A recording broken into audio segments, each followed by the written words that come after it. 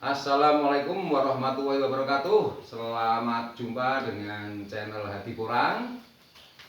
Pada malam hari ini jam berapa Mas? 22.04 ya.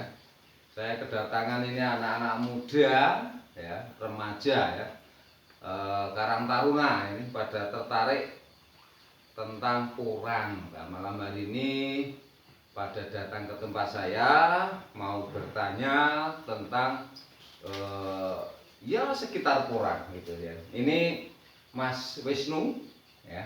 Kemudian ini Mas Yani, ini jauh-jauh dari Kalimantan datang ke sini ya. Kalimantannya mana, Mas?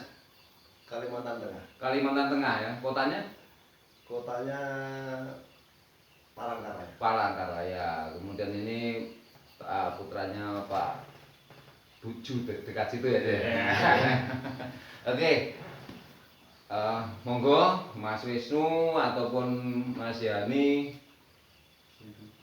Mas Windu mau tanya tentang apa, tentang porang atau mungkin monggo terserah.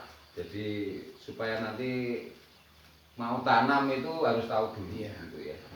Oke, pertanyaan yang pertama ini saya mengajukan kepada Pak Hadi Porang. Yang pertama saya mau tanyakan karena saya awam dengan porang. Terutama porang ini kan kita masuk di agribisnis, bisnis yang bergerak dalam bidang pertanian. Pastinya nomor satu dalam berbisnis itu yang kita tanyakan pasti soal keuntungan dan resiko rugi. Bagaimana Bapak Hadi menanggapi tentang pertanyaan saya ini? Jelas ya, semua usaha itu pasti ada, kalau nggak untung mesti rugi gitu. Cuma bagaimanapun juga kan kita berusaha bagaimana supaya untung. Nah, di dalam porang ini memang kita lihat ada berbagai sisi ya. Dari awal modal itu yang paling besar itu di pembibitan saat ini. Pembibitan sudah luar biasa. Nah, kemudian bibit itu seperti apa, harganya berapa, terus nanti satu musim jatuh berapa, masuk enggak? Nah, sekarang ini di bulan Juni kisaran porang per kilo itu 7.500. 7.500. Tetapi saya sudah hitung, diminimkan sampai 6.000, 5.000, bahkan 4.000 itu masuk. Masih untung ya? Masih untung. Cuma itu jelas tidak memanusiakan petani kalau itu. Tapi sejarah bahwa paling tidak minimal 7.000 itu sudah untuk start awal sudah cukup bagus. Cukup bagus untuk penghasilan, Pak. Untuk penghasilan. Nah, itu yang pertama kedua saya mau tanyakan lagi untuk karena beban terberat dalam modal penanaman porangnya adalah bibit. Untuk harga bibit saat ini kondisi di Jawa Tengah atau mungkin di grup Pak Hadi di lingkup Kabupaten Semarang ya, Pak. Kabupaten Semarang itu di harga berapa? Entah itu kata atau umbi. Ada dua versi bahwa untuk kata itu tidak bisa jadi patokan. Tapi kalau umbi kan ke pabrik ada patokannya. Tapi kalau untuk bibit itu tergantung dari petani. Nah, untuk kata mungkin kisaran 150 sampai 200. Bahkan ada yang di bulan ini sudah sampai 250. Itu untuk ukuran kata seberapa, Pak? Sama, jadi urut sama. Jadi tapi biasanya semakin kecil semakin mahal.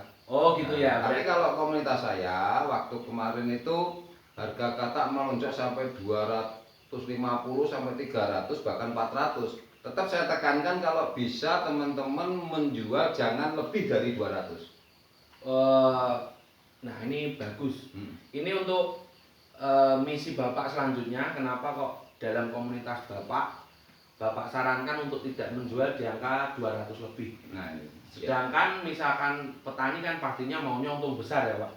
Cuman kok ada, ya itu kan sedikit pembatasan sebenarnya. Bukan larangan, cuman sedikit pembatasan. Itu misi Bapak apa? Maksudnya dalam komunitas tersebut memberi pengertian kepada grup Bapak seperti itu. Ini begini, terutama untuk pemula ya.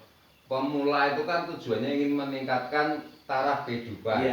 Apalagi anak muda, sektor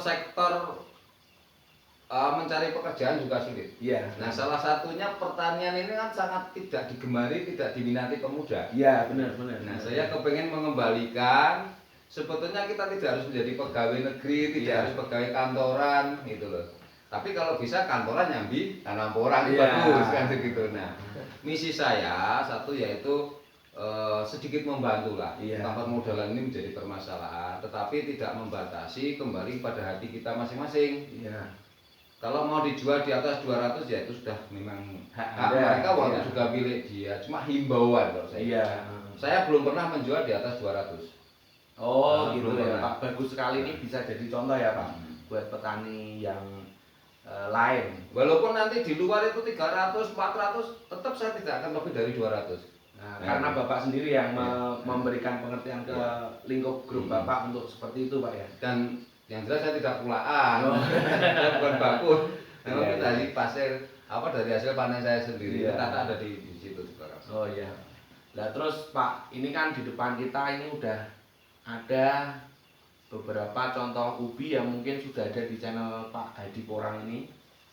Ini kita mau ketahui bersama. Soalnya kan gini, anak muda zaman sekarang itu mereka cuman taunya hitungannya keuntungan Pak.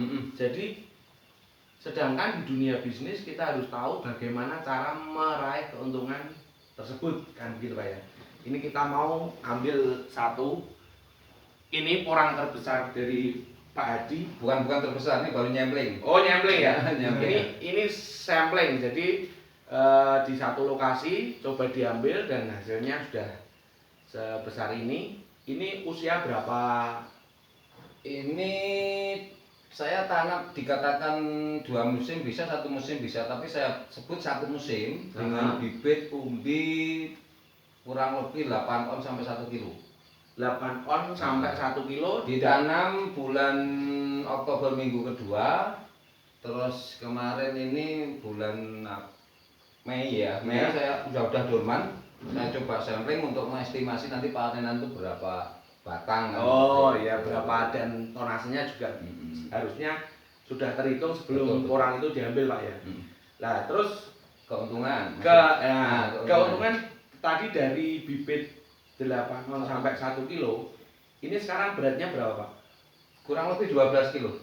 Nah kurang lebih 12 kilo, ini sangat menarik kita ulik lagi ya. Jadi ini untuk porang sebesar ini kita sudah bisa menghitung keuntungannya. Jadi untuk hitungan mungkin teman-teman anak-anak muda di channel ini mungkin sudah langsung hitung. Langsung hitung lah keuntungannya segini per pohon. Sekian, misal saya punya 20.000 pohon, keuntungan saya berapa, pastinya mereka sudah semakin penasaran. Nah, sebelum mereka menghitung ini, baiknya dijelaskan dulu Pak Hadi cara membuat porang agar bisa sebesar ini tanpa masalah yang serius sehingga mengakibatkan kerugian. Jadi kerugian sangat minim tapi porang bisa maksimal seperti yang Pak ditanam ini.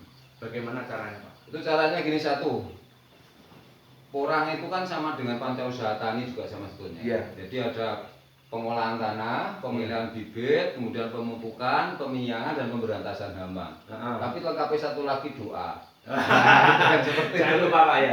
Doa. Gini aja, kita hitung-hitung masalah keuntungan aja dulu. Untuk bibit bulan ini taruh kata untuk umbi ya, itu umbi isi 3 sampai 10 per kilo. Itu kurang lebih di antara 20 sampai 25. 20 sampai 25.000 per kilo. Nah, untuk bulan ini itu sudah lepas dorman. Kemudian kita taruh aja misalnya 1 kilo di angka 22.000. Isi 3 misalnya. Isi 3 berarti satu. Coba dulu Mas. Nah, ini misalnya 1 butir, berarti kan kurang lebih dihitung itu mahal ini 7.300. Satu biji ini ya. Biji. Sedangkan beratnya tidak ada 1 kilo. 3 macam, 3 butir. 3 butir. Nah, 3 butir itu cuma diambil 3 butir sana jual lagi Dit. Nah 3 butir ini misalnya 22.000.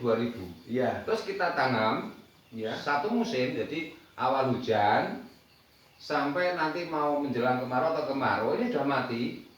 1 musim ditanam ini paling tidak minimal, kita taruh minimal itu 3 kilo masuk. Iya. 3 kilo masuk. 3 kilo. 3 kilo berarti kalau 3 kilo kalau 3 berarti ketemunya kan 20.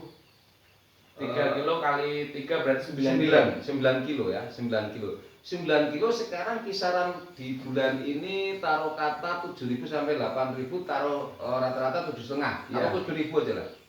Berarti nanti 9 kilo kali 7. Waktu beli 22.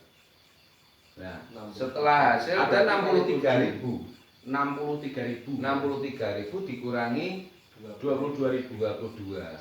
Sudah Profit 41. Iya. 41 dipotong misalnya biaya perawatan per batang taruh kata maksimal 2.000. Maksimal ya. 2.000. Udah Berarti 69.000. 69.000. Artinya kita dapat 39.000 toh Iya. dari total 1 kilonya. Iya, Nah, total coba. bibit 1 Kalau kilo. kita punya puluhan ribu udah berapa? Berarti keuntungan per 1 kilo ini hampir 120% ya dari modal kita. Nah, sekarang Pak Hadi, cara mencapai ya agar kita menanam ini satu tidak mati, kedua tidak diserang hama, ketiga bisa mencapai bobot maksimal. Oke. Itu tips dan trik dari Pak Hadi ya. Ini versi Pak Hadi dan nanti bisa dilihat hasil-hasil tanaman porang di kebunnya Pak Hadi. Monggo. Oke. Cara Satu, syarat mutlak ya sebetulnya tanah harus gembur, ya. kemudian pH netral. Cara mencari Ya. pH netral Pak Hadi. Ya. Mungkin Nanti untuk itu nanti kita akan ya. yang Pas penting, lagi. yang penting kita keuntungannya seperti Iya. apa dulu supaya menggiur dan tidaknya kan Iya. itu. Nah, treknya nanti bisa kita Pelajari lagi. lanjut deh. Jadi satu, idealnya porang itu menghidup di ketinggian di 100 sampai 650 dpl dari ketinggian laut gitu. Iya. Cuma bisa juga di bawah dpl juga bisa, di bawah 100 bisa, di atas 650 juga bisa disiasati. Nah, kemudian yang paling utama satu katakan bahwa nanti pH harus netral. Iya. Tanah gembur dan bagaimana nanti caranya harus kita olah. Nanti kita Iya. bicarakan tentang masa olah tanam. Iya. Mungkin besok wae lah. Iya. Untuk hari Nah, kedepannya kita iya. bahas soal itu. Kemudian tanah dibuat gulutan. Gulutan tadi ya. Gulutan itu bedengan, satu itu gunanya untuk mengatur drainase atau Iya. air itu supaya tidak ngejembong, tetap basah tapi tuntas. Oh iya. Kemudian untuk pH tadi salah satunya saya gunakan yaitu dolomit, Mas. Oh, kapur dolomit ya. dolomit. Itu untuk menetralkan pH-nya ya. Nah, seperti itu. Terus kemudian juga pakai kita lihat tanah itu terlalu keras atau enggak. Untuk penggemburannya macam-macam. Pakai full pupuk organik atau semi kimia atau anorganik. Lihat tanahnya. Yang penting kita harus bijak ya. Iya. Menggunakan antara anorganik dan organik itu harus bijak. Oh. Karena kalau tidak bijak, kalau terlalu full di kimia, residu di tanah nanti repot. Oh, tanah bisa keracunan Pak. Ah, Jadi keracunan, betul. kegemburannya jadi rusak dia ya. Oke ya gitu. Hmm. Gitu ya Mas Wisnu ya. Jadi Iya. keuntungannya sudah paham ya. Sudah paham. Kira-kira tertarik enggak? Ya kira-kira saya akan segera tanam porang dan saat ini kita sudah lihat di sebelah kita Mas Yani. Ini baru saja Ini membayar. sudah inden. Ya. Inden 1 Baru ton. saja menginden 1 ton, cuman pembayaran sudah lunas. Hanya di angka berapa Adi? Ya kalau teman sendiri dari murah lah. Gawe murah pokoknya di bawah 25.000. Oke, gitu ya, Mas. Oke, Sudah paham ya untuk keuntungannya ya kita Iya. bisa. Oke. Nah, ini begini rekan-rekan porang semuanya, anak-anak muda ini Karang Taruna kami. Tetapi ini ketua Karang Taruna, kemudian ini putra desa yang di Kalimantan, kemudian juga bukan menghibahkan, kerjasama tanam saham kepada Karang Taruna untuk tanam porang di sini. Jadi ini bagus ini Mas Yani ini, karena dia di Kalimantan, kemudian punya pekerjaan, punya duit dikit, rezeki berbagi pada temennya untuk tanam porang bekerja sama dengan Karang Taruna. Mantap enggak? Gitu? Ya seperti itu. Jadi tolong Mas Wisnu ya sebagai ketua Karang Taruna nanti betul-betul itu. Iya. Begitu aja. Salam sukses selalu. Wassalamualaikum warahmatullahi wabarakatuh.